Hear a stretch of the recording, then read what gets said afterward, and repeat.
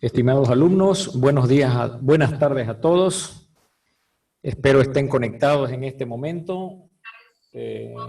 Según mis controles, estamos conectados.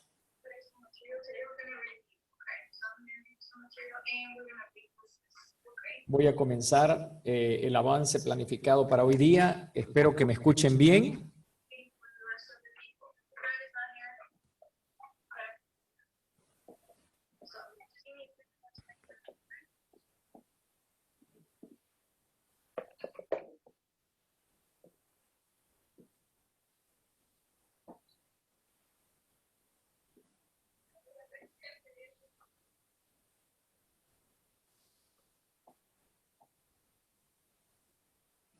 Bien, el tema que nos ocupa hoy día es básicamente una continuación ya más a detalle del tema que iniciamos la sesión pasada.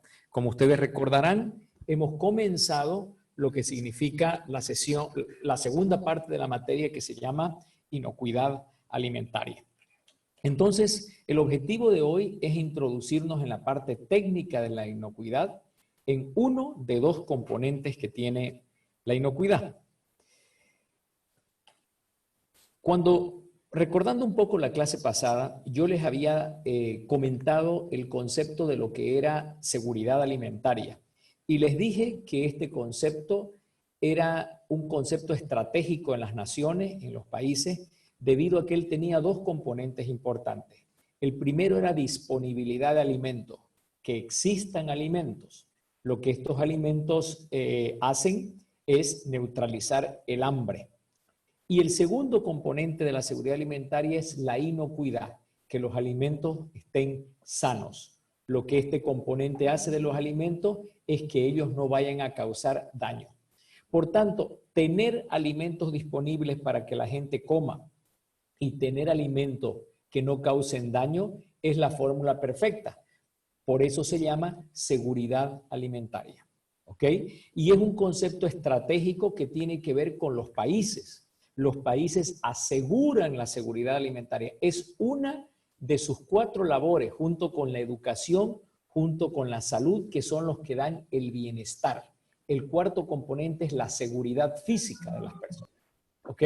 Entonces, la seguridad alimentaria es un tema de estrategia nacional. Por eso es que los temas de inocuidad están siempre muy cercanos a los gobiernos, en la fiscalización, en los controles. Habíamos definido calidad al inicio de este semestre con varias formas yo definí calidad, pero una de esas formas es lo que ustedes tienen en pantalla. Dice, conjunto de características que hacen el bien adecuado para su consumo o uso. ¿Qué quiere decir eso? Calidad es un conjunto de atributos. Por ejemplo, huele rico, tiene buen color, tiene una buena característica, ¿ok? Me va a hacer bien, es lo que yo pido, el sabor que yo pido. Esas son las características que hacen del bien, es decir, del alimento en este caso, adecuado para su consumo o su uso. Por ejemplo, si yo como una frutilla, quiero deleitarme con el frescor, la jugosidad de la frutilla, que tenga sabor a frutilla. Y obviamente el que sea adecuado para el consumo es que tenga esos atributos. Pero acuérdense que también no me enferme. Si yo como las frutillas y me intoxico con la frutilla, no son adecuadas para el consumo. Por tanto, el que un alimento sea libre de enfermedades es un alimento que en cierta manera es adecuado para el uso. Las personas no dicen, deme por favor 1 kilo de frutillas que no me intoxique. Nadie dice eso. Esperamos que no me intoxique. Entonces, por eso se refiere que hay características o atributos implícitos. No se declaran, pero se esperan. Eso quiere decir implícito. Entonces, lo que quiero decir es que en la calidad también está metido el tema de inocuidad.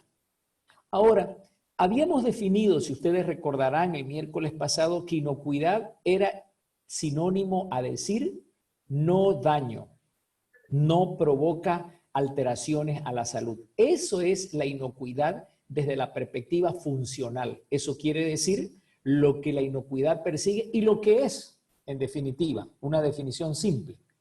Pero nosotros que somos ingenieros y somos ingenieros de alimentos, necesitamos definir la inocuidad de una manera más técnica, ¿ok?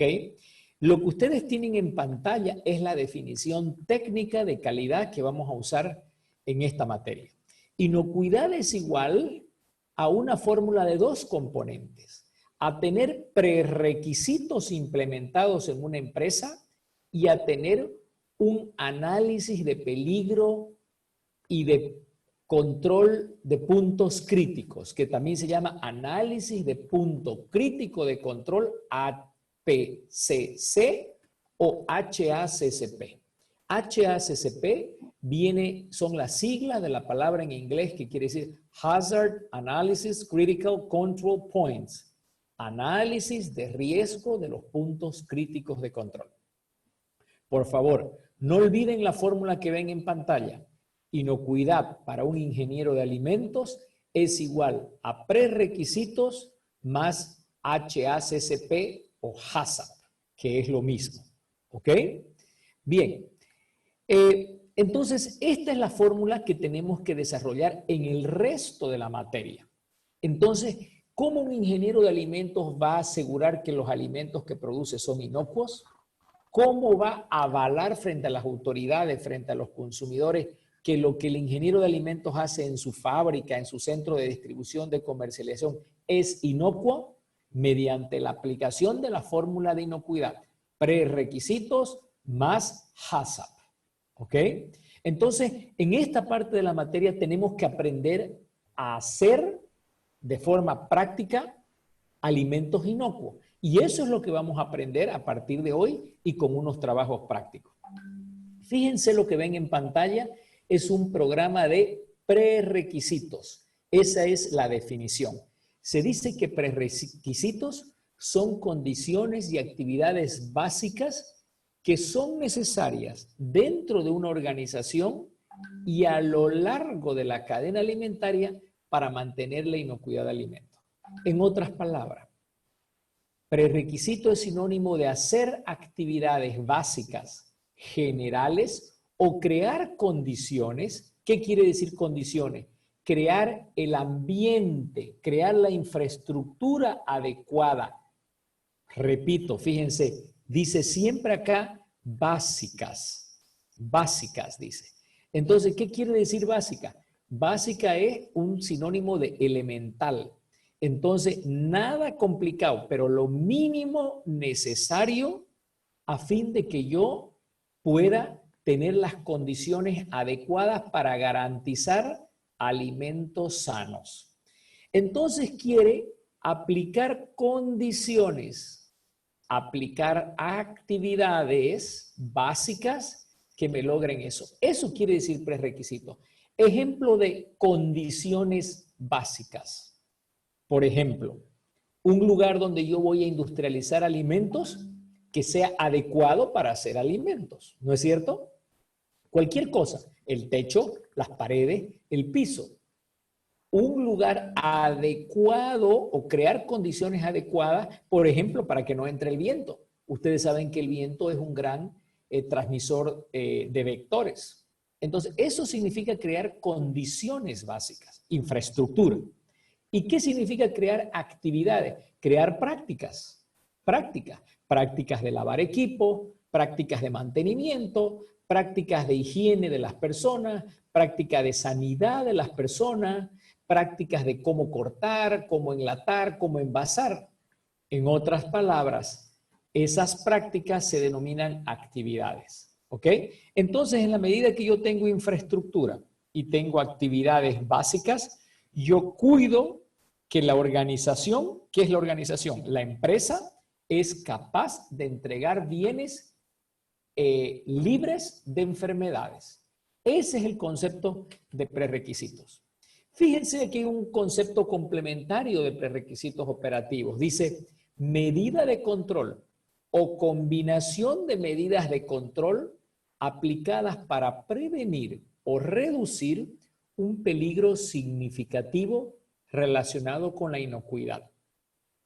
Y donde el criterio de acción y medición u observación permite el control efectivo del proceso y o producto. Esta definición es en cierta manera lo mismo, ¿ok?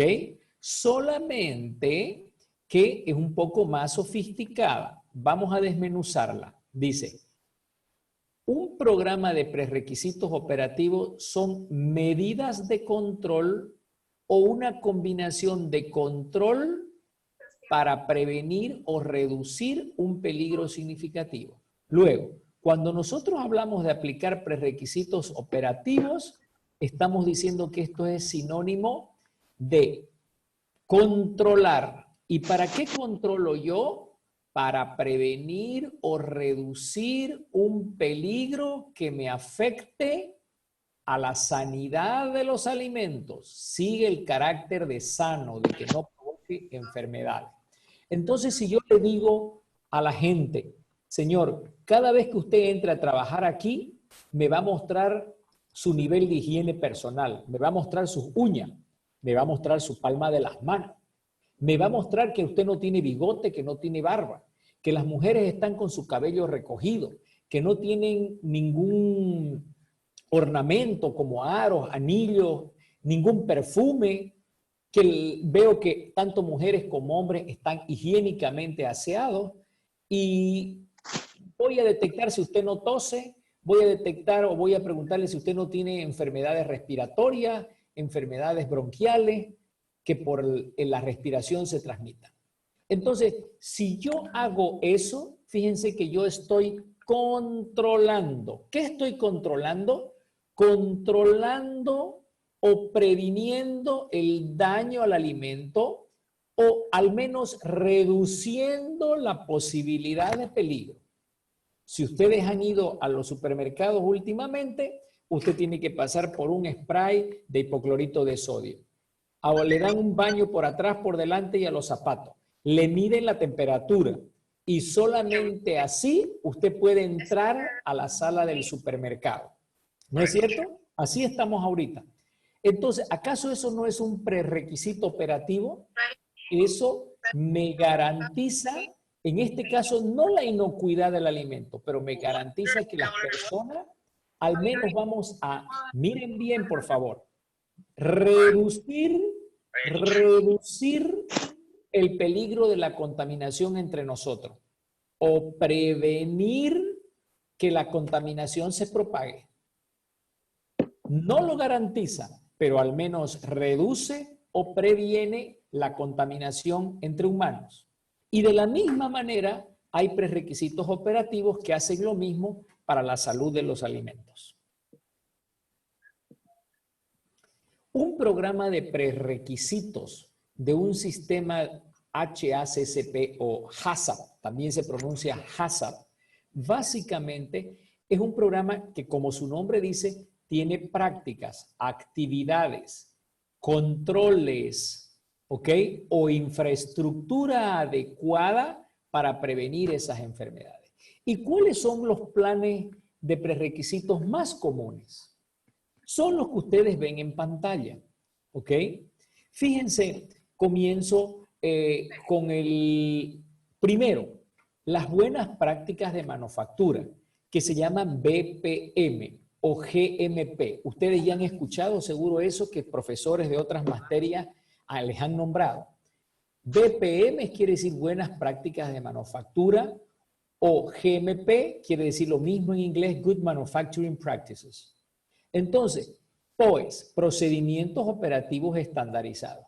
Entonces, si yo trabajo en la industrialización de alimentos, trabajo con BPMs.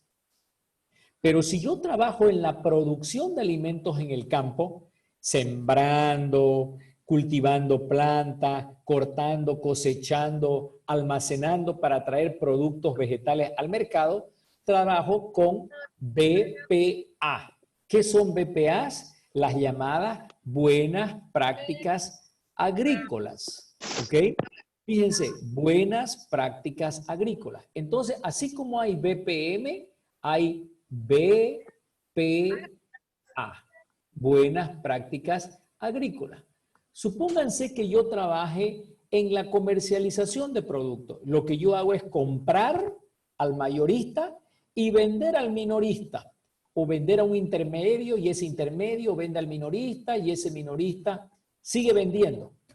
Por ejemplo, yo ahorita que están tan de moda, fíjense estos mercados móviles, la gente va ya al abasto grande, al abasto mayorista, compra cosas y traen sus camionetas y venden las rotondas. ¿Qué es él? Es un comercializador. Para él existen las buenas prácticas de comercialización. Entonces, fíjense, BPM, BPA, BPC, BPL, buenas prácticas de laboratorio, ¿ok? Buenas prácticas de tratamiento animal, etcétera, etcétera. Dependiendo de la parte de donde yo me encuentro en la cadena alimentaria, yo puedo tener esas prácticas. Sistema de recuperación de productos. Eso hace parte de tener un sistema de prerequisitos. ¿Qué son sistemas de recuperación de productos?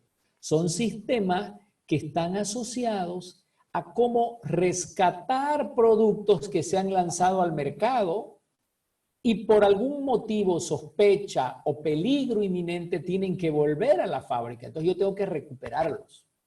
Evaluación de proveedores. ¿Cómo calificar a que mis proveedores de verdad sean confiables? Mantenimiento preventivo de equipos. ¿Qué equipos? Los que están en la fábrica. Si yo mantengo los equipos que están en la fábrica, limpio, higienizo los equipos no se van a fregar, van a estar higiénicos y no van a traducir contaminación. Calibración de equipos, capacitación, entrenamiento de personas. Y por último, identificación y trazabilidad. ¿Qué quiere decir eso? Que los materiales tengan un código de identificación y que yo sepa con qué materias primas se elaboraron, cuándo se elaboraron, quién los elaboró, en qué turno, cómo se envasaron, en qué condiciones, en qué control de calidad tenía cuando salió, a fin de que yo pueda asegurar la identidad del producto por si algo sale mal y tengo que retirarlo del mercado. Eso es trazabilidad. Fíjense que en muchos alimentos ustedes ven un número o mezcla entre números y letras que no saben leer, no saben qué significa, pero ese es un código de trazabilidad que significa la identidad del producto por si ellos tienen que retirarlo. ¿Ok? Entonces, estos temas son, entre otros, los temas de prerequisitos. ¿Ok?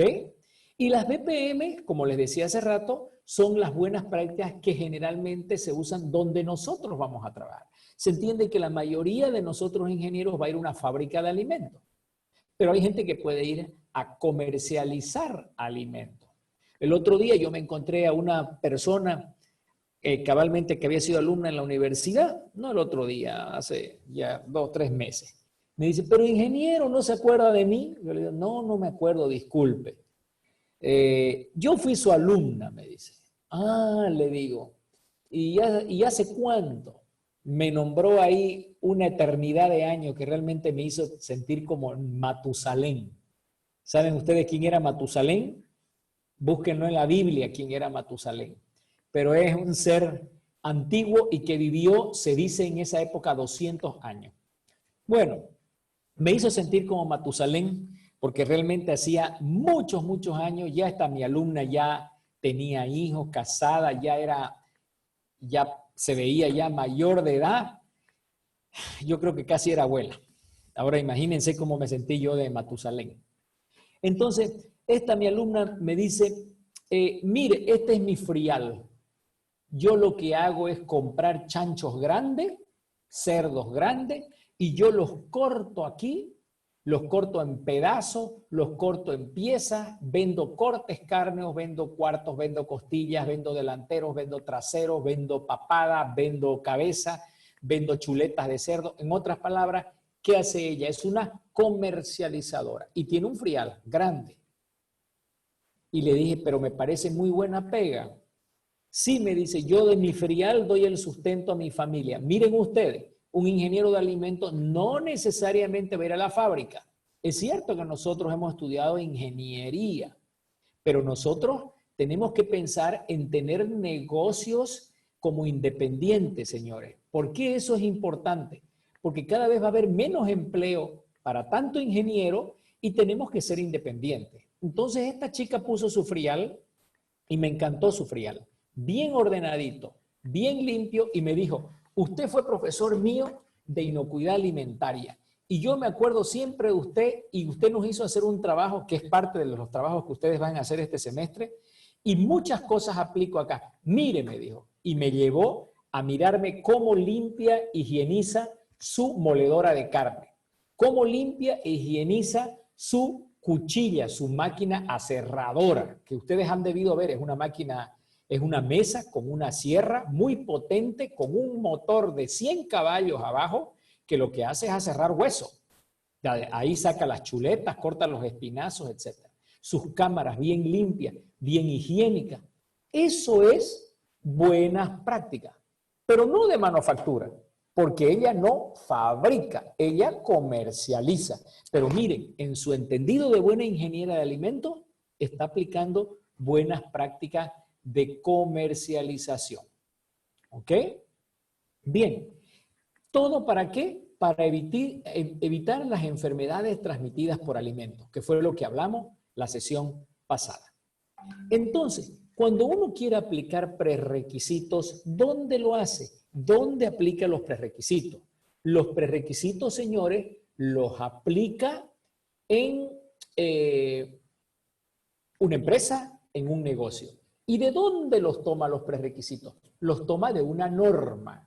¿Qué es una norma? Es un conjunto de principios aprobado por un ente oficial, por ejemplo en Bolivia el IPNORCA, que les comenté en la primera clase, que dice, estas normas se tienen que aplicar en el país si usted fabrica alimentos, o estas si usted comercializa alimentos.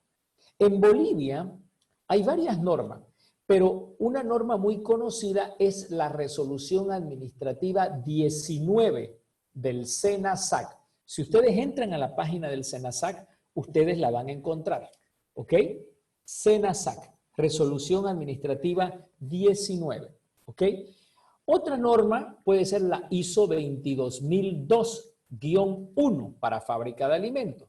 Y otra norma muy conocida es esta que ustedes tienen en pantalla, que se llama Norma Mercosur 324.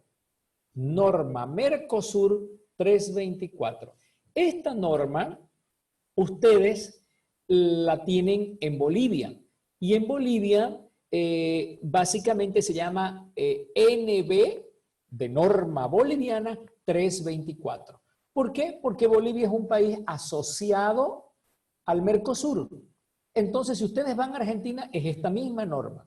Si ustedes van a Uruguay, es esta misma norma. ¿Ok? La norma que ustedes van a recibir, van a recibir una norma en castellano y en la segunda columna en portugués van a recibir la norma Mercosur 324. ¿Ok? Y es la misma norma que se usa en Bolivia. ¿Ok? Inge, disculpe que lo interrumpa. Hay compañeras que quieren que lo acepte para entrar. Perfecto, perfecto.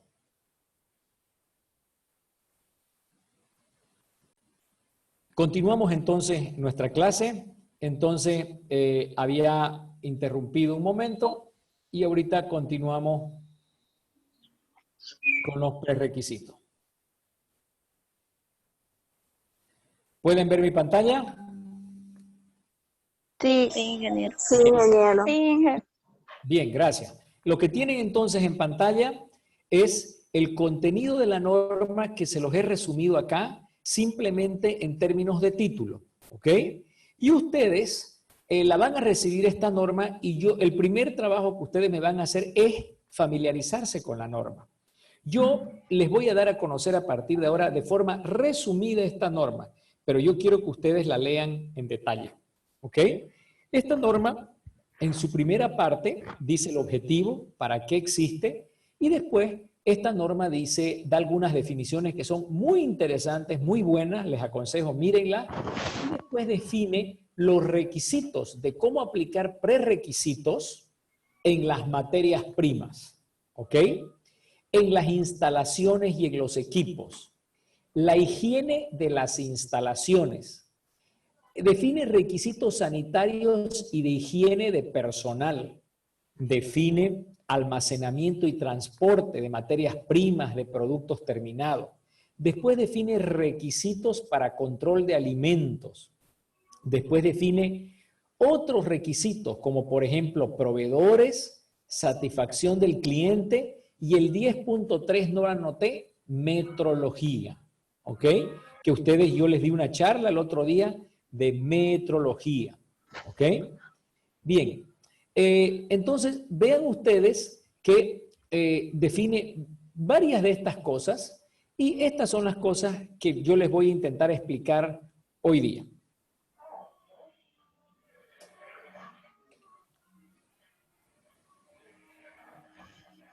Lo primero que habla es de los principios generales de higiene de las materias primas.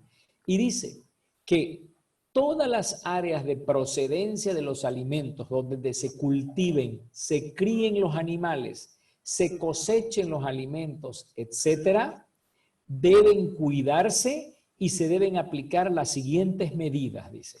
Por ejemplo, las aguas de riego, dice. No se deben aplicar aguas con residuos industriales. No se deben aplicar aguas servidas, dice. ¿Ok? Entonces, fíjense, la norma muchas veces, señores, explica así como yo les estoy describiendo y ustedes lo van a leer y uno dice, pero es lógico que no le voy a aplicar aguas residuales a una plantación de lechuga. ¿Ok? No le voy a aplicar un agua que sale, por ejemplo, de los baños, una agua que sale de los canales de drenaje o del alcantarillado y se la voy a aplicar a una plantación de lechuga. Es cierto, nadie va a hacer eso en su sentido común. Pero hay cosas que no son tan obvias. Por ejemplo, si ustedes tienen un cultivo de lechuga y tienen un cañadón o una quebrada que está pasando por ahí, que supuestamente es un brazo de un río o un riachuelo, ustedes aplican esa agua. ¿Ok? Ahora, esa agua puede ser mezclada con agua servida. Agua servida, ¿qué quiere decir? Agua habiendo sido usado en la casa. Existen dos tipos de agua que nosotros usamos en la casa.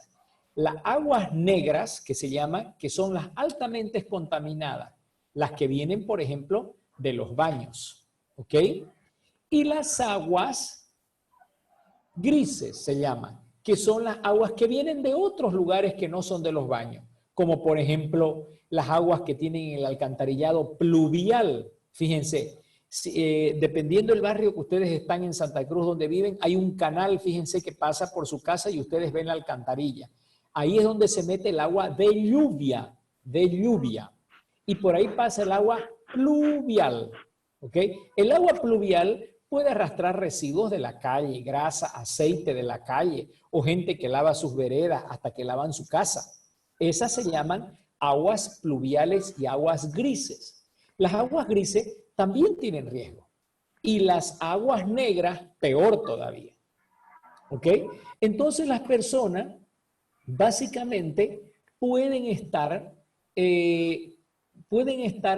básicamente usando ese tipo de agua. Y no parece, pero este es un gran problema. ¿Ok?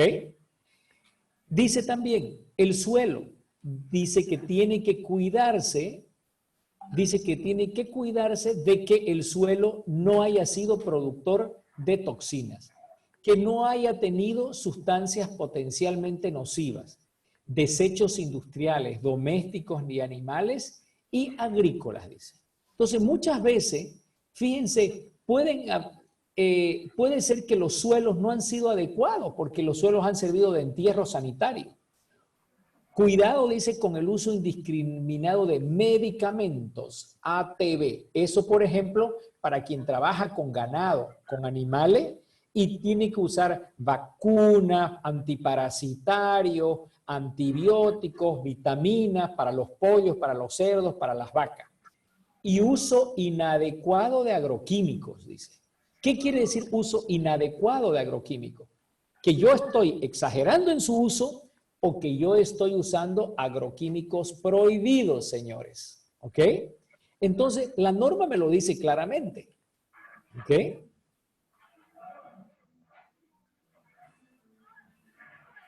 También dice que nosotros tenemos que prestar cuidado a lo que significa la cosecha y la producción. Dice, los equipos y los recipientes de la cosecha y producción y extracción deben ser limpios, no usar si estuvieran en contacto con sustancias tóxicas, dice. Después dice, las materias primas inadecuadas deben ser eliminadas de forma que no generen una contaminación al agua, al suelo. Por ejemplo, si yo trajera, señores, frutillas arrancadas de la planta, con la planta entera, no estoy retirando las hojas que son parte de la planta que produjo la frutilla. ¿Se dan cuenta? Uno dice, ah, no, pero la llevo con planta. ¿Por qué? Para que vean que es natural. No, pero acuérdense que la planta puede estar recibiendo mucho agroquímico. Entonces, hay que tener cuidado, dice, con esas cosas. Y dice que el almacenamiento tiene que ser en condiciones adecuadas, silos de granos, corrales, encierre y aislamiento de animales. ¿Ok? Entonces, ¿cuántas veces nosotros ve lugares de almacenamiento inadecuado? ¿Cómo sería un lugar de almacenamiento inadecuado? Por ejemplo, que yo tenga una bodega donde además de almacenar granos, yo almaceno animales.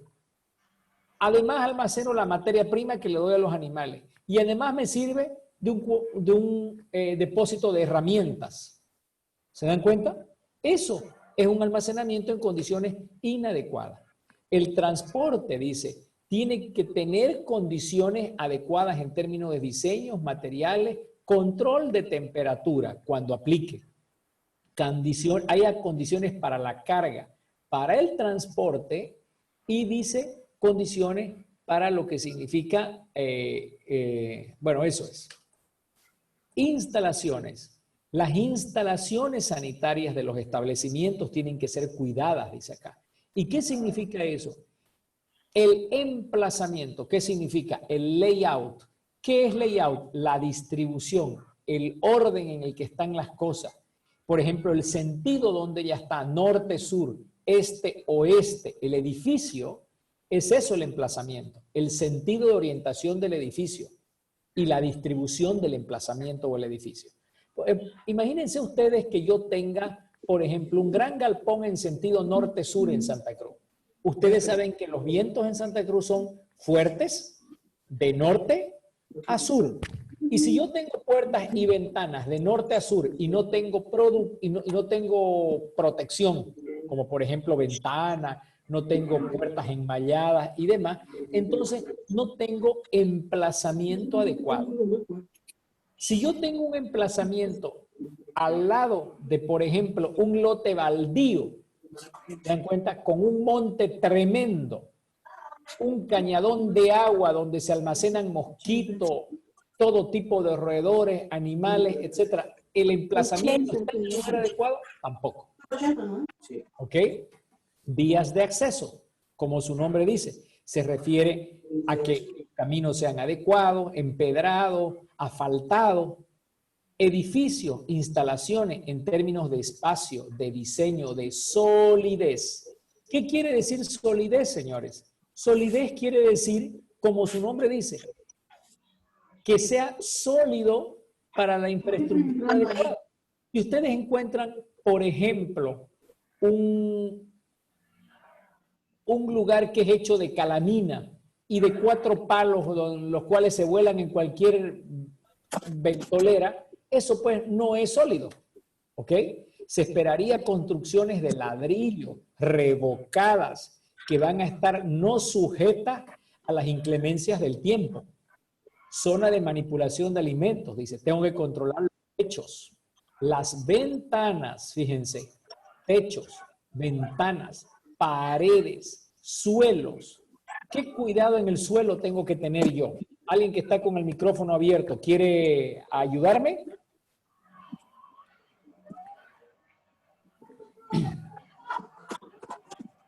¿Servirá un suelo de tierra, por ejemplo? No sirve. Un suelo de tierra no sirve.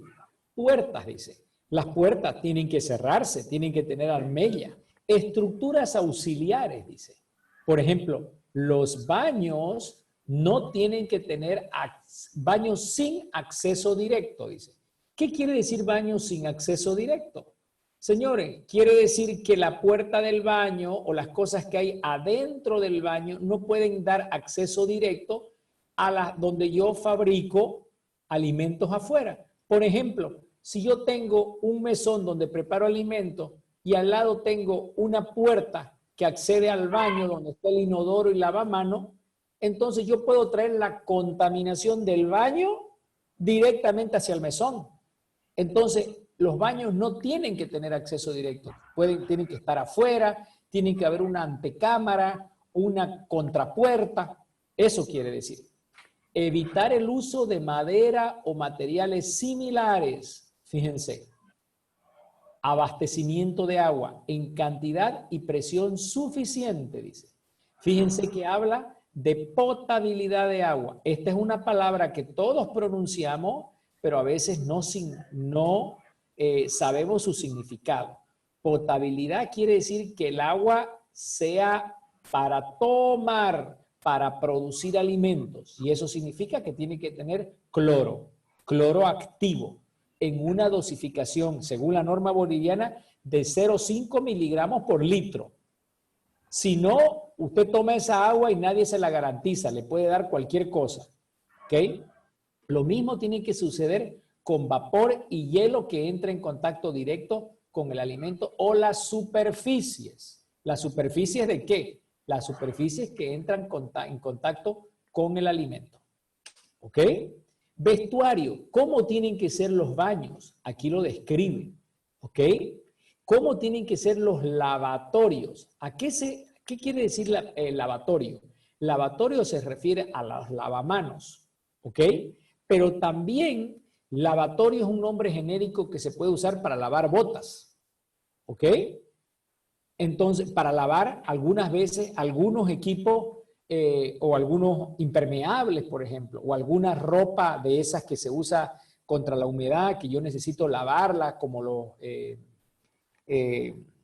¿cómo se llama? Los cubrecuerpos, ¿ok?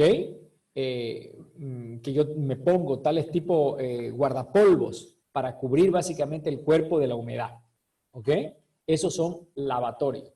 También tiene que haber iluminación, tiene que haber ventilación adecuada, ¿ok? Bien, equipos y utensilios. Dice que el diseño de los equipos tiene que permitir la limpieza y la desinfección. Y dice que tiene que haber instalaciones que permitan fácil acceso y limpieza a fondo. ¿Ok? ¿De qué? De los equipos. ¿Qué quiere decir eso, señores? Un equipo que es muy difícil de desmontar, que es muy difícil que yo le saque todas las piezas para lavar, básicamente no va a lavar. ¿No es cierto? Entonces, ¿qué problema voy a tener que tener yo? Yo voy a tener que lavarlo, tengo que desmontar para lavar bien un equipo. Pónganse a pensar en una licuadora, por ejemplo. Una licuadora, uno dice, ¿es fácil de lavar o es difícil? ¿Qué opinan? ¿Alguien me quiere ayudar? Depende. Si uno... es que vi en Facebook que le echan dentro el jabón y agua y licuan nomás. Pero si uno la desarma, ahí sí es difícil. Sí, señor. Muchas gracias por aportar. Es Eric el que está hablando, ¿no? Sí. Listo. Eric, gracias por su aporte. Eric, tal cual usted dice, si yo agarro la lavadora, imagínense, yo agarro y simplemente le echo agua al vaso y lo agito el vaso con mi mano y lo escurro, es una forma de lavar, entre comillas. Pero si yo desmonto la base, fíjense lo que significa. Tengo que desmontar la base, sacar la cuchilla. Generalmente viene una empaquetadura de goma. tengo que lavar la goma, tengo que lavar la base. Generalmente todo eso viene en un anillo sin fin porque el vaso enrosca, ¿ok? Tengo que lavar las cuchillas, que es peligroso. Si las lavo con el dedo y una esponjita, puedo que me rasure el dedo. Entonces, lavar todo eso, señores, lavar la ranura de del vaso y volver a montar todo, no es, digamos, imposible, pero tampoco es tan fácil. Para quien está apurado, para quien no presta atención, es simplemente mejor lavar, como dijimos, echarle agua, mover o agitar el vaso y listo, ¿no es cierto? Pero fíjense en una cosa tan elemental que es como tenemos en la casa, todo eso dificulta el trabajo de higienización de un equipo tan común como una licuadora si es difícil de acceder, si es difícil de desempernar, si es difícil de limpiar. Hay equipos muy complicados. Ahora imagínense eso a nivel de una fábrica. Entonces, dentro de lo que significa prerequisitos, yo tengo que tener cuidado en que tenga instalaciones y equipos de fácil acceso, que el equipo sea capaz de ser limpiado. Si el equipo no se puede limpiar, no se puede abrir o es muy difícil, no sirve. Yo como ingeniero ya tengo que prestar atención y saber que eso es un punto grave, un punto de peligro muy grande que yo tengo allá. ¿Ok? Otra cosa, dice, los materiales no deben transmitir sabores ni olores. Tienen que ser inabsorbentes y resistentes. Resistir a la limpieza, dice. Las superficies tienen que ser lisas y sin grietas. Por eso es uno de los motivos por el cual uno no usa también herramientas de madera. ¿Ok? Porque ellas no son lisas y tienen grietas. Y por último, dice, los materiales tienen que ser identificados.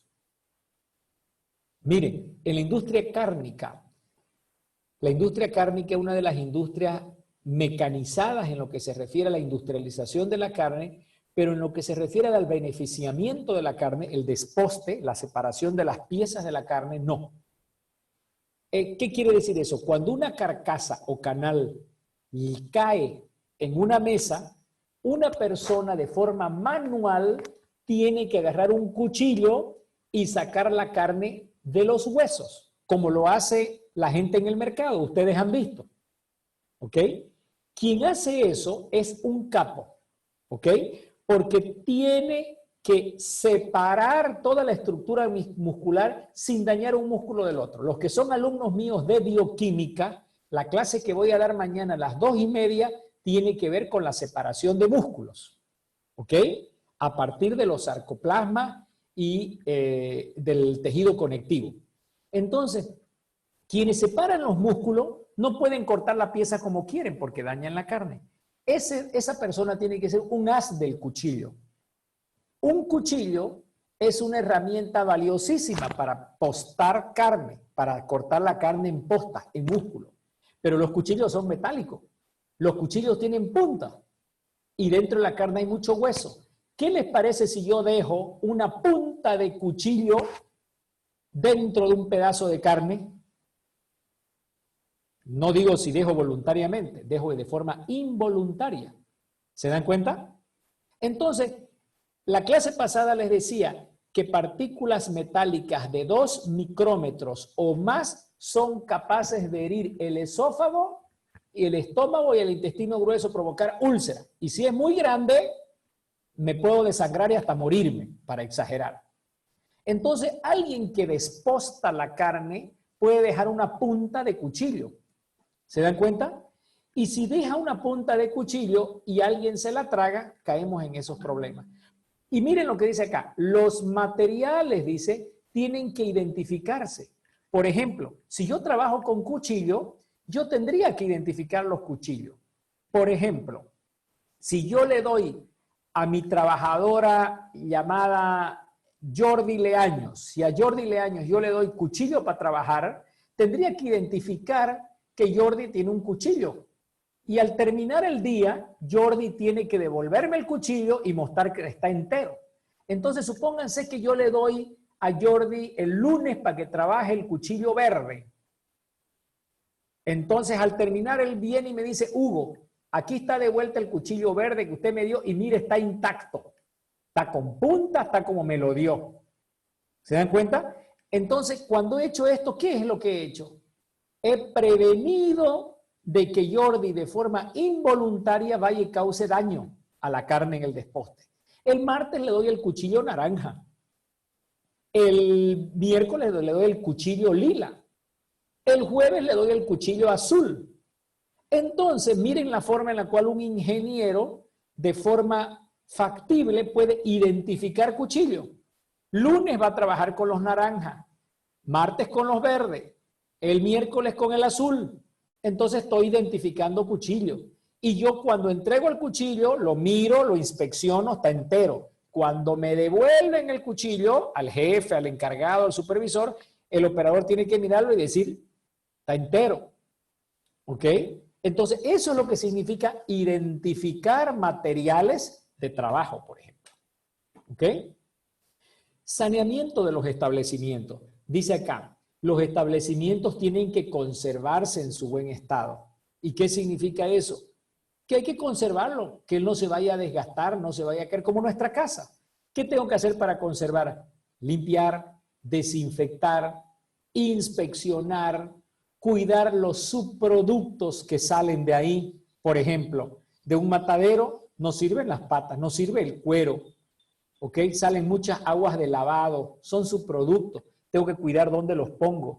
Manipular, almacenar los desechos. Prohibir la presencia de animales domésticos. ¿Qué les parece, por ejemplo, gato y perro presentes en un matadero frigorífico? No, aquí nosotros no matamos gato y perro, solo matamos vaca. Pero los gatos y los perros son los animales de estima del portero, del gerente y de los trabajadores. Los quieren y con ellos comen y con ellos viven. No, no se puede. Animales domésticos traen otro tipo de plaga y yo no puedo tener animales domésticos en una fábrica de alimentos. Esto que les estoy diciendo parece mentira, pero es verdad. En una fábrica hay el gatito del jefe, hay el perrito de no sé qué. En la parte de atrás está el patito, están los pollitos y está el pavo de Navidad del portero de la fábrica. No se puede. ¿Ok? Programa de lucha contra plagas. ¿Qué plagas? Roedores, insectos, voladores, palomas. ¿Ok? Almacenamiento de sustancias peligrosas. ¿Qué quiere decir eso? Sustancias como detergente, agentes limpiantes, grasas, aceites, combustible, que no entran en contacto con el alimento, son peligrosas. ¿Qué pasa si esas se derraman, si se chorrean? Miren, presten atención a lo que les voy a decir. ¿Qué pasa si yo uso envases que no son de alimentos para guardar cosas que son de alimentos? Es lo más común que hay. Se compran turriles grandes que se usan para cloro, se usan con ácido sulfúrico para guardar un aditivo alimentario, para guardar almidones. Estos últimos dos se usan directo en el alimento. Pero si yo uso un turril donde guardaba gasolina, guardaba aceite, guardaba ácido clorhídrico para guardar insumos alimenticios, no, ingeniero, es que yo lo limpié bienísimo, lo limpié con agua caliente, lo esterilicé, lo lavé. No, ingeniero, esto está recontra limpio, fue inspeccionado, pasó por mí. No, el envase que yo usé para sustancias peligrosas no es para alimento, aunque lo haya lavado, lo haya esterilizado. ¿Ok? Simplemente se lo tengo que desechar. Fíjense ese peligro, qué tan grande es en nuestro medio, señores. Vayan ustedes a los mercados, no ahorita mejor si ni van, ni se acerquen a los mercados si les es posible. Pero en época, digamos, de no peste como la que estamos. Si ustedes van a los mercados, hay gente que en los mercados vende turriles, vende bidones limpios, lavados, la mayoría bien lavados, que eran de otras cosas y que la gente los usa para transportar agua, para transportar leche, para transportar cualquier alimento. Aquí dice que no, ¿ok? Higiene del personal y requisitos sanitarios. Bueno, fíjense, higiene y requisitos sanitarios son dos cosas diferentes. La sanidad de las personas, como su nombre dice, tiene que ver con el estado de estar sano, ¿ok? Por ejemplo, ustedes me ven ahorita en pantalla y dicen, el profesor está sano. No, desconfíen. El profesor puede estar enfermo. La sanidad no se ve. ¿Ok? Entonces yo puedo tener cualquier tipo de enfermedad y no verla. Entonces cuando hablamos de requisitos sanitarios, nos estamos refiriendo básicamente a posibilidad de heridas, a posibilidad de enfermedades que yo tengo en mi salud. Algunas que puedo transmitir a otros, por ejemplo, mediante la respiración, son las más graves en el área de alimentos, mediante el contacto directo, o por último, mediante el contacto de mi cuerpo con el alimento, por ejemplo, una herida. ¿Ok? Entonces, los requisitos sanitarios dicen del estado de sanidad de la persona. Y los requisitos de higiene personal son los requisitos que demuestran, como su nombre dice, el nivel de higiene, limpieza que tengo yo como persona. ¿Ok? Entonces, eso ustedes lo pueden ver, ¿no? Cabello recogido, cabello corto, ¿ok? Si la persona tiene bigotes, barba. Ahorita, por ejemplo, hay otra vez una discusión en Europa, porque antiguamente, hasta el año pasado, hasta hace 2 años, la persona no puede tener barba, no puede tener bigote. Pero ahorita, como lo de los derechos humanos está tan en boga, dicen que es un atentado contra la libertad de la persona, que a la persona le hagan cortar la barba y le hagan cortar los bigotes. Simplemente que yo tengo que ver que sea una barba baja, que sea un bigote corto y bien tratado para los hombres. Para el caso de las mujeres, lo mismo, cabello recogido, que no tengan ninguna ornamentación en la cara, tal como pintura, aros, anillos, piercing, ¿ok? Bien, ¿y tatuaje? ¿Será que se puede ir tatuado? ¿Aló, aló? Sí. ¿Sí? ¿Se puede ir tatuado? Sí. Igual Sí. por los derechos Creo que humanos, algunas sí lo aceptan. las empresas sí aceptan gente tatuada para trabajar. Sí, activamente había un preconcepto fuerte sobre eso. Les hablo que se desató, por ejemplo, en la FAO, en la Organización de la Agricultura y la Alimentación, hace 8 años atrás. Un problema enorme con el tema de los tatuajes, porque el tema de los tatuajes ya dice de una piel un poco más sensible, que tarda bastante tiempo en cicatrizar, queda un pigmento ahí, puede liberarse y demás, pero se lo ha descartado. Entonces ahorita contra los tatuajes no hay nada, ¿ok? Simplemente una persona que está tatuada, digamos una persona igual que cualquier otra, no hay problema, pero contra los piercing es un tema de ornamentación física a la persona, entonces el piercing no es permitido, hay que sacárselo, si lo tiene en la lengua, si lo tiene donde lo tenga, ¿ok? Y el tema de barbas y bigotes en los hombres, ahorita otra polémica, porque como les decía, algunos países están permitiendo y otros no, ¿ok? Estado de salud, ya les hablé, enfermedades, heridas, lavado de manos. Lavado de manos es lo que está de moda, ¿ok? Eso, ¿qué tan fácil, qué tan difícil es ustedes que están viviendo este momento, por ejemplo? ¿Será que es fácil lavarse las manos? Sí. Sí, en otro caso sí lo es. Ok, es fácil lavarse las manos. ¿Ustedes se lavan las manos con frecuencia? Ahorita por el momento, estando en Sí, casa, sí, sí, digamos. Sí, más seguido, ¿no? Sí, más seguido, correcto. Eso es, estamos en casa, estamos con todo este bombardeo de cosas, nos lavamos. Pero fíjense, es una tarea elemental y básica, ¿ok? No es difícil de hacerla, pero hay un estudio que es muy célebre en inocuidad alimentaria que dice que las personas que no son observadas por otras y van al baño, aproximadamente 60-70% de la gente no se lava las manos si los otros no los ven. ¿Qué les parece eso? ¿Qué quiere decir? Que si yo entro a un baño público, entro al baño, hay otras personas ahí, como yo veo que estoy con otros, al salir me lavo las manos. Pero si yo entro y estoy solito, y como veo que no me están mirando, me salgo sin lavarme las manos. ¿Qué les parece? Lavarse las manos es un hábito cultural, es un hábito de conciencia, que tenemos que hacerlo, nos vean o no nos vean. ¿Se dan cuenta? Pero el gran problema es de que en ese estudio se demuestra que cuando las personas no nos vigilan, no nos controlan, las personas no hacemos las cosas. Es polémica, es polémico, pero en el fondo sucede. Y eso es lo que quiero decirle. Entonces, ese es el tema de los temas de inocuidad, que los temas de inocuidad tienen que ver con cultura y tienen que ver con conciencia, y no todo el mundo tiene eso. ¿Ok? Higiene y conducta personal. ¿Ok? Conducta personal dice el comportamiento que tenemos las personas. Está asociado un poco al lavado de manos. Indumentaria, guantes, visitantes. Ok. Requisitos de higiene en la elaboración de alimentos. En este requisito, la norma Mercosur 324 habla que es aplicable a las materias primas. ¿Cómo tienen que llegar las materias primas? ¿Ok?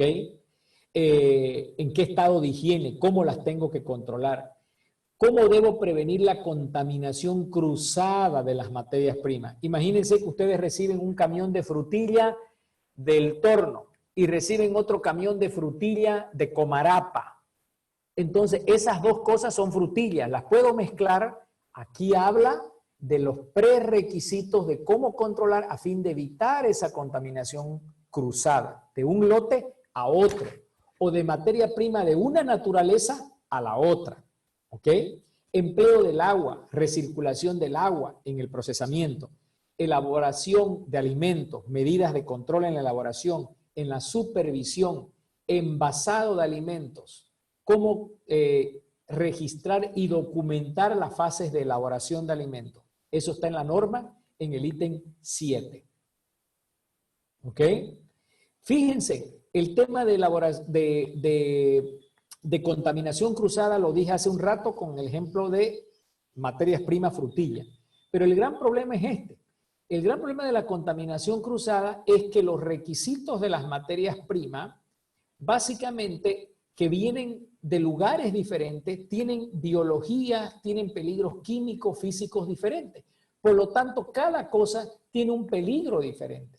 La contaminación cruzada se va a dar cuando yo mezclo dos materias primas diferentes, por ejemplo, una de origen animal o vegetal, a través de un cruce. No necesariamente mezclarlas ambas, sino usar un puente para mezclarlas. Por ejemplo, si yo uso herramientas para descascarar verdura y estas herramientas después las uso para cortar carne de pollo, estoy usando herramientas similares para cosas diferentes. Eso es contaminación cruzada. ¿Ok?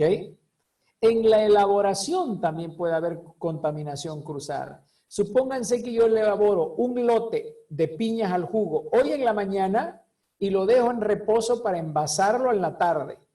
Y elaboro otro lote de piñas en rodaja en la tarde. Después lo junto con el que elaboré en la mañana y los dos juntos los voy a llevar al envase. Eso es contaminación cruzada. En el envasado, ¿ok? Entonces, siempre tienen que haber medidas para poder segregar, controlar y tener condiciones adecuadas a fin de evitar esa contaminación cruzada, señores. ¿Ok? El almacenamiento y transporte de materias primas y productos terminados también tiene que cuidarse. Tener condiciones adecuadas para almacenar, hacer inspecciones periódicas. Los vehículos de transporte, por razones obvias, fíjense, uno ya imagina cómo tienen que ser los vehículos para transportar. Despacho de acuerdo a un número de lote o fecha de elaboración. Inspección del transporte antes de una carga. Protección durante el transporte. ¿Ok? Yo podría agregar hasta protección a la bajada del transporte. El otro día vi bajar cajas de un camión de una firma muy conocida de pollos en el medio, donde las cargas las dejaron todas en fila en la calle, esperando que venga el de adentro para tomarlas y llevarlas adentro. todo era expuesto al ambiente en plena calle. ¿Ok? Eso, fíjense, tiene que ver con condiciones de estiva, es decir, condiciones de almacenamiento temporario antes de llegar al almacenamiento definitivo. La bajaron del camión y la dejaron en el corredor. Control de alimentos. La norma pide también prerequisitos en el área donde yo voy a hacer ensayo físico-químico, microbiológico, las tomas de muestras organolépticas, el tipo de muestreo. ¿Ok? Entonces tengo que establecer una metodología analítica reconocida para asegurar que los alimentos sean aptos para ese consumo. ¿Ok? Finalmente, la norma habla de evaluación de proveedores y dice que todos los que provean a una industria alimenticia hay que aplicarles prerequisitos de control. ¿Cómo? Haciéndoles auditoría, asesorándolos, orientándolos para que cumplan especificaciones y sobre todo capacitándolos. Señores, si yo soy un industrializador de frutilla, no puedo decir, ¿qué me importa los que cultivan frutilla en el Torno o en Comarapa? Es su mundo, ellos cultivan, yo la recibo aquí en la puerta de mi fábrica y si está bien la acepto. Si está mal, lo devuelvo el camión. Eso no es control de proveedores. Eso es un control de calidad a la llegada que ustedes aprendieron en la primera parte de la materia. Se tiene que hacer. Control por variables, por atributo. Puedo mirar la frutilla, puedo hacer un gráfico de control, hacer un análisis, una inspección. Pero aquí la medida de prerequisito es orientar a mi proveedor para que no me llegue con las frutillas mal. Es diferente que yo le diga, señores, ¿sabe qué, don Juan? Este camión de frutilla lléveselo de vuelta, no sirve. Pero otra es que yo le diga, don Juan, mire, así las va a almacenar su frutilla, así las va a subir al camión, así va a cuidar cuando usted me las traiga. Yo esto le voy a mirar en la puerta antes de meterla a la frutilla. ¿Se dan cuenta? Esto último es lo que dice que hay que hacer. Evaluación y capacitación a los proveedores. ¿Ok? Y también hay que tener un sistema de recuperación de productos. ¿Ok? Esto lo paso un poco por largo porque después vamos a entrar un poco más en detalle en eso. ¿Qué es recuperar productos? ¿Cómo recoger el producto del mercado? Si yo, por ejemplo, sospecho que él está mal, que está contaminado o envenenado. Entonces, esta norma pide que nosotros tengamos una metodología definida para recuperar productos. ¿Ok? Resumiendo, la producción primaria, ¿qué es la producción primaria? De cultivo en el campo. Requiere reducir la probabilidad de peligros en las etapas posteriores. Entonces, si yo cultivé frutillas en un cementerio, si yo cultivé frutillas en un chiquero, si yo cultivé frutillas al lado de un tremendo matorral lleno de vectores biológicos, ¿se dan cuenta? No es que está bien. Entonces, por eso necesito aplicar buenas prácticas agrícolas, buenas prácticas agropecuarias. ¿Para qué? Para tener calidad adecuada en la recepción y el desarrollo de las materias primas, para que los proveedores me entreguen cosas adecuadas. Yo, ingeniero de alimentos, estoy en la fábrica. ¿Qué tengo que aplicar? Buenas prácticas de manufactura. ¿Para qué buenas prácticas de manufactura? Para disminuir el riesgo concerniente a lo que significa la producción. Entonces, mire, aquí en este primero, en la producción primaria, yo aplico buenas prácticas agrícolas o buenas prácticas agropecuarias o ganaderas. En el diseño de las instalaciones, en el saneamiento de las instalaciones, la higiene personal, en instalaciones y aquí en instalaciones yo podría aplicar buenas prácticas de manufactura.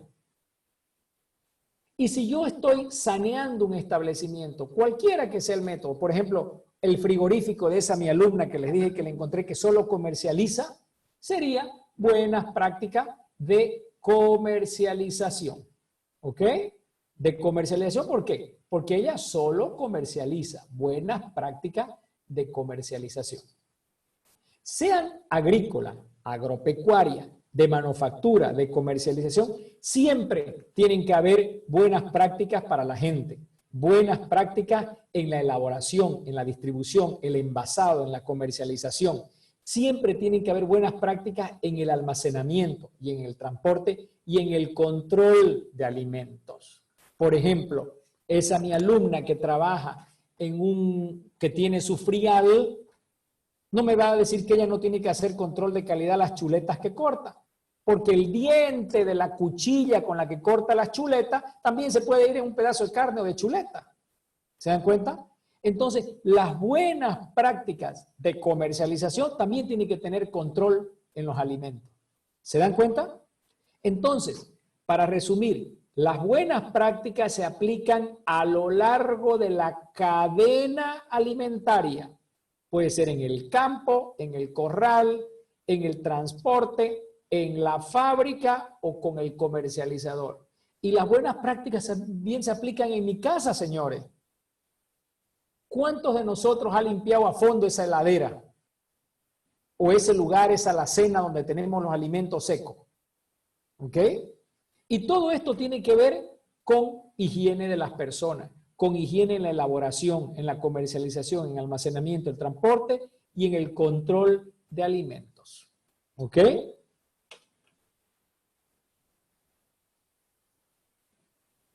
Bien, aquí hay un anexo que se llama Procedimientos Operativos Estandarizados. Le voy a pedir que lo lean, ¿ok?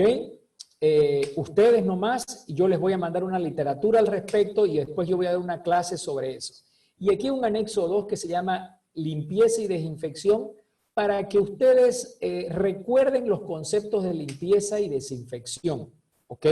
Que tienen que tener los alimentos y por qué es importante.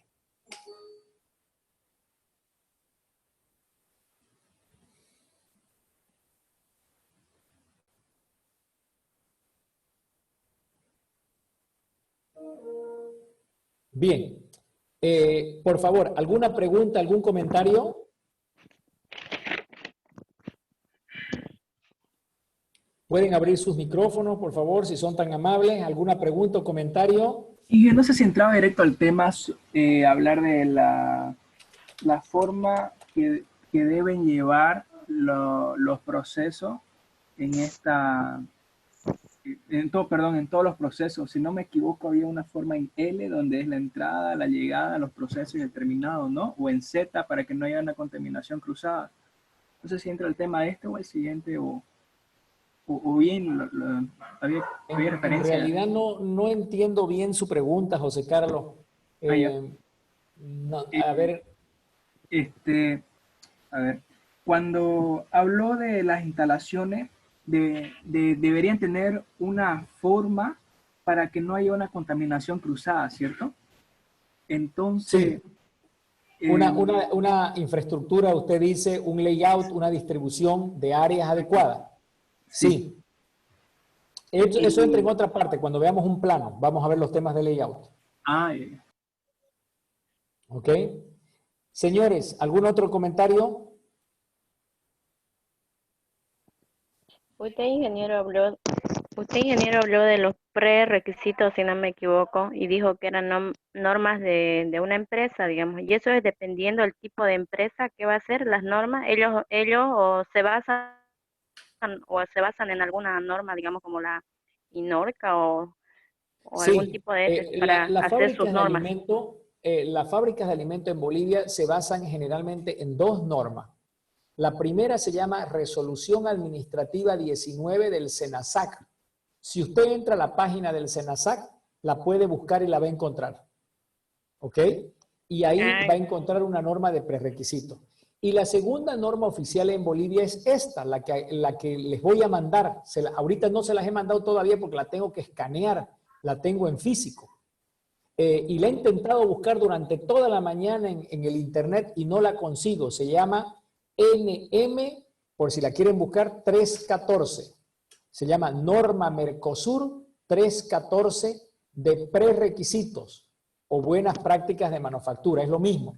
Yo se las voy a escanear y se las voy a mandar. ¿Ok? Y con esa norma vamos a hacer el primer trabajo asignado. ¿Qué vamos a hacer para ese trabajo? ustedes van a intentar leerla y entenderla la norma de forma general, y yo a cada uno de ustedes le voy a asignar 2 o 3 ítems de la norma para que ustedes hagan un checklist. Un checklist es una lista de chequeo que se hace para poder verificar si el establecimiento, la fábrica de alimentos cumple o no con esas instalaciones. ¿Ok? Con ese requisito. Entonces ustedes van a elaborar un checklist.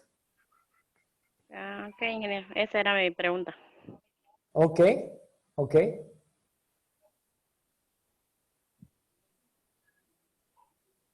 ¿Alguna Eso otra solo pregunta? eso solo de limpieza, ¿no, ingeniero? Ese checklist sería como un duty roster. No, un duty, no. Un checklist puede ser de cualquier cosa. Un checklist puede ser, por ejemplo, de limpieza, puede ser un checklist de elaboración, de verificación de equipos, de mantenimiento de equipos, de varias cosas. ¿Ok? Duty roster es un nombre en inglés que se usa para decir un deber que usted tiene que hacer, un checklist de deberes. Y aquí es un checklist de deberes, lo vamos a hacer, cada uno lo va a hacer de acuerdo a una determinada área. ¿Ok?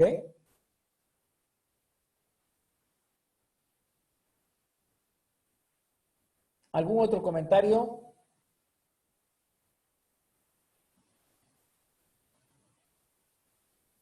Bien, señores, voy terminando entonces la clase por acá. Ya ustedes tienen la presentación, fue enviada, y luego les voy a mandar el primer trabajo práctico con fecha de terminación, y voy a marcar una clase para poder explicar en detalle lo que va a ser el trabajo práctico. Pero ya en el enunciado que les voy a mandar, ya dice cómo hacerlo, ya dice la fecha y ya dice todo. ¿Ok? Entonces, ustedes van a recibir eso y ya pueden ir elaborando su trabajo práctico. No va a ser para la próxima semana, o sea, van a tener como unas 2 semanas para poderlo hacer, o 3 semanas. O sea, que quédense tranquilos en términos de tiempo, pero sí es importante que comiencen a estudiar las presentaciones y la norma que voy a mandar. ¿Ok? Los trabajos prácticos a partir de ahora ya van a ser seguidos. Y son de carácter obligatorio, y en la materia valen creo que 50 puntos todos los trabajos que vamos a hacer. O sea que trabajo práctico que ustedes no hagan y trabajo práctico que no entreguen a tiempo van a ir restándole a sus 50 puntos, ¿no? Y para serles claro, si ustedes no entregan ningún trabajo práctico ya tienen la mitad de la nota, o sea, ya tienen menos 50, entonces llevan por el otro 50 y como se pasa con 51 ya están aplazados. Entonces sí o sí hay que hacer trabajo práctico. ¿Ok? Está bien, ingeniero. ¿Dónde vamos a avanzar esta materia? Vamos a seguir avanzando en este esquema. Lo más probable, sin embargo, que yo comience a poner todo el material en simultáneo. Voy a seguir mandándoselos a su correo electrónico, pero lo más probable es que ya estén disponibles en la plataforma virtual de la universidad. ¿Ok? Yo les voy a avisar cuando sea así, para que manejemos las dos formas. Vamos a convivir con las dos hasta que aprendamos a manejar lo de la U virtual. ¿Ok? No me convence mucho el tema de la plataforma Moodle de U virtual. Más me gusta la de Google, pero siento también que la de Google es más complicada, es más sofisticada. Entonces, por eso es que me dejan la duda. Y yo no quiero complicarles la vida a ustedes, ¿me entienden? Yo quiero facilitársela. Si ya estamos todos complicados y encima la complicamos con una plataforma sofisticada, estamos listos. Entonces, más bien lo que quiero es viabilizar las cosas. Por eso es que vamos a proceder de la forma que les estoy diciendo. ¿Está bien?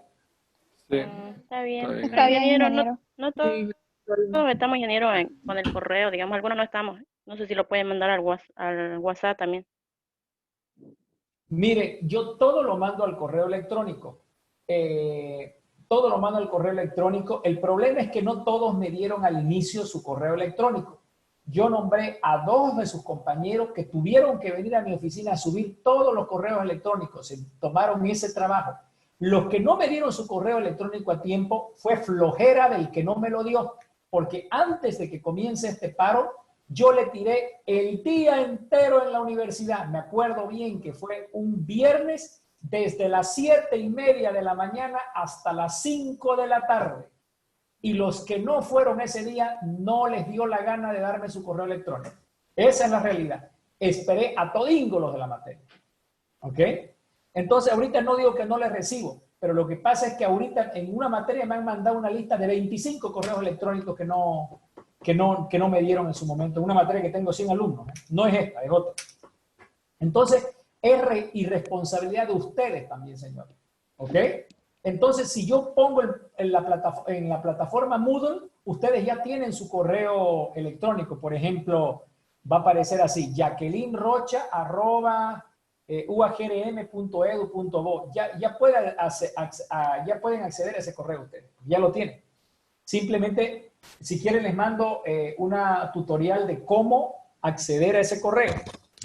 ¿Quieren que les mande eso? Sí, sería una ayuda, ingeniero. Ya, ahora, si yo ahorita, la verdad, tendría que meter como 100 correos electrónicos, después de que me tomé el trabajo de estar fuera de mis horas durante un día en la universidad esperando la santa gana de los alumnos que vayan a darme su correo. Y no fueron. Y a los correos, y metí a los correos hasta los que ni siquiera están inscritos en la materia, porque hay varios de ustedes que ni siquiera están oficialmente inscritos en la materia y están con su correo electrónico y le mando el material. Y los que querían estar ni siquiera fueron ese día. Y más, miren más, es tanta la dejadez que inclusive hoy me ha escrito una alumna que no sé si está presente acá, ahorita en la clase, diciéndome de que ella es nueva y quiere participar. ¿Qué les parece? Y ya estoy con 50% de avance en la materia. ¿Qué tal? Digan pues si no es también irresponsabilidad, ¿no? O sea, para todos está siendo difícil, pero todos tenemos que poner de nuestra parte. Pero no hay problema, muchachos. Está todo bien. Yo, si no le recibo su correo ahorita, no es porque no quiera. Es porque no tengo tiempo de estar metiendo correos electrónicos ya más. Estoy preparando la materia y yo estoy con mi trabajo normal. ¿Ok? Entonces, por eso es que voy a habilitar lo de la U virtual para que ahí puedan acceder. En cuanto ustedes no tienen el correo electrónico ahorita y yo no les mando el material, no se preocupen, porque yo también les he dicho a ustedes, cuando reciban eso, pásenlo al grupo de WhatsApp. ¿Ok? ¿Por qué yo no mando material por el WhatsApp? Porque prefiero hacerlo por el correo electrónico porque son documentos pesados. No los tengo en el teléfono y si no tengo que configurar el teléfono con la máquina y ya para mí es más complicación. Pero ustedes pueden pasárselo los documentos por el grupo de WhatsApp. ¿Ok? Está bien, ingeniero. Está bien, ingeniero. Está bien. Pero Señores, va a ser el problema cuando sea la presentación de tareas, ingeniero. no se preocupe, que cuando ya toque la presentación de tarea, espero que ustedes ya estén con las pilas puestas y va a comenzar de aquí 2 a 3 semanas. Entonces ya van a tener que mandarme eso desde su correo de la universidad. ¿Ok? Bueno, ingeniero, está bien. ¿Ya? Pero ya Ingeniero. vayan viendo su correo de la universidad, que les digo que tiene la extensión uagrm.edu.bo.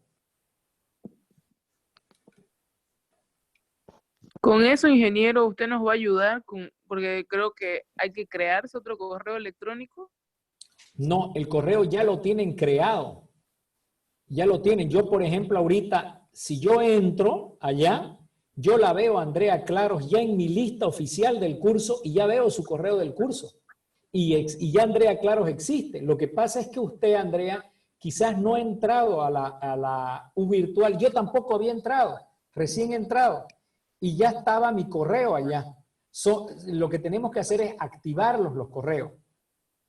Y entonces, si usted ya está matriculada formalmente en mi materia, ya yo la puedo ver allá usted. ¿Se dan cuenta? El único problema va a ser los que hasta ahora no la matricularon, porque allá no los voy a poder ver. Entonces, ahí voy a ver cómo la hago. Por eso es que les digo que voy a mantener los dos sistemas. ¿Ok? Voy a intentar mandarles un tutorial de cómo habilitar su correo en la UAGRM. ¿Ok? De todas maneras, en cuanto a eso, quédense tranquilos, compartan el material por el WhatsApp. Yo no tengo ningún problema que lo compartan. Compártanlo por la forma que ustedes quieran. ¿Ok? Bueno, ingeniero, muchas gracias. No, a ustedes las gracias. Gracias por estar aquí. Ingeniero, Adelante, por favor. Va a disculpar que lo interrumpa y no es sobre esta clase, solo que de verdad no podía quedarme con esta duda. Estábamos hablando el otro día sobre que los alimentos no transmiten la enfermedad del coronavirus, pero mi pregunta va a que, por ejemplo, en una fruta, yo agarro un guapurú, yo estoy contagiado, por así decirlo, o agarro una superficie que ya es, que tenga ese virus, ya el virus lo tengo en mi mano. Agarro una fruta y me la echo a la boca, ¿estaría contagiada en ese sentido o no? El estudio que se tiene ahora, no sé si se acuerdan que yo decía lo siguiente. El virus es una proteína que no tiene una estructura definida y él necesita un ambiente adecuado para sobrevivir. Lo que se ha descubierto es que en ambientes inertes, como por ejemplo metales y plástico, él sobrevive 24, 48 horas. Pero la forma activa de sobrevivir de él, de transmitirse, es directamente de persona a persona. Ahora, cuando uno tiene una superficie intermedia, como por ejemplo un metal, lo que yo puedo hacer es, digamos, el virus puede permanecer activo en el metal y del metal yo poderlo tomar otra vez el virus en mi cuerpo, como por ejemplo con mis manos, y poderlo absorber. Si del metal pasa al alimento, fíjese, ya es un segundo vector en la cadena, del alimento que pase al ser humano, no se ha hecho el estudio de cuánto tiempo vive en un alimento. Pero como el alimento se ingiere, usted se lo come, el virus no entra por la vía gástrica, no entra por el estómago. El virus entra por las vías respiratorias. Entonces va a entrar por la vía respiratoria superior, por las fosas nasales, o va a entrar por la laringe hacia los pulmones. Pero el virus que entra al estómago no se va a pasar del estómago a los pulmones. Entonces, la vía de contaminación sensible va a ser por vía de respiración. Y el alimento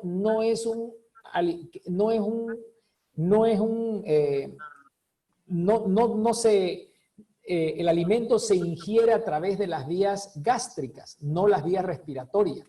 Entonces, por eso es que el alimento no se lo considera como un elemento directo de transmisión. ¿Ok? Por supuesto, podría darse, digamos, dentro de todo esto, que usted maneje estoy inventando cosas, pero es para poderlo asociar a su inquietud. Puede ser, digamos, que tengamos una bolsa plástica donde adentro tenemos alimento y yo contamine la bolsa plástica.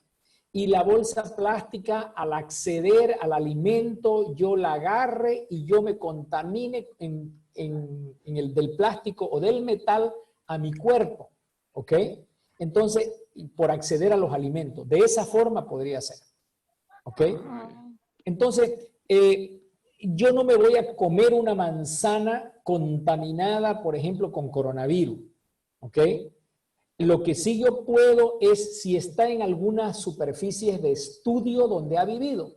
Y como les digo, el estudio más serio que se hizo es de enero de este año en una universidad inglesa, pero no estudió otro material que no sea metal y no sea plástico. ¿Ok? Pero se ha descartado la contaminación directa por alimento. Por alimento directamente no se va a transmitir. ¿Ok? Pero no quiere decir también esto, señores, que viva la vida, echémonos en la jauja y seamos cochinos. Porque los alimentos son una amplia vía de transmisión. ¿Ok? Son una amplia vía de transmisión. Simplemente ahorita, con esto que está pasando, los alimentos también andan cuidándose más. Pero como les expliqué el otro día, es por un tema indirecto. No es por un tema de transmisión directa del alimento como vector. ¿Ok? Sí, ingeniero. Está bien, ingeniero, muchas gracias. Bueno, ustedes saben que la cuarentena va hasta el 10, del 10 viene otra cuarentena dinámica, dice, y ya no sabemos en qué categoría nos van a poner a nosotros, pero clases en mayo no tenemos presenciales, seguimos avanzando así, ahorita estamos con 50% de avance en la materia, ¿ok? y vamos, por lo que yo veo, vamos a terminar la materia así y después veremos cómo hacemos. Entonces sean responsables, estudien, hagan sus prácticos. ¿Ok? Sí, Está bien, ingeniero. Está bien. Muchas gracias. Está bien, ingeniero. Gracias, Presten ingeniero. atención a lo último que voy a decir. Gracias, ingeniero. De aquí a poco voy a pasar la grabación de esta clase. Pero la grabación, por ser esta vez, porque hay feriado el viernes y tengo otras clases, excepcionalmente solo va a estar válida a más tardar hasta mañana a las 12 de la mañana. ¿Ok? Entonces, si tienen que mirarla de vuelta, mírenla porque después va a desaparecer en la nube, porque tengo que grabar otras clases que tengo mañana debido al feriado del viernes y consecuentemente la clase ya no va a estar en la nube si ustedes la quieren ver después de mañana a mediodía. ¿Ok? Bueno. Gracias, Está bien, ingeniero. ingeniero. O sea que la miran rápido. Gracias, señores. Nos vemos la otra semana. Que estén muy bien. Chao. Gracias. Ingeniero. Hasta luego, Hasta luego. ingeniero. Igualmente.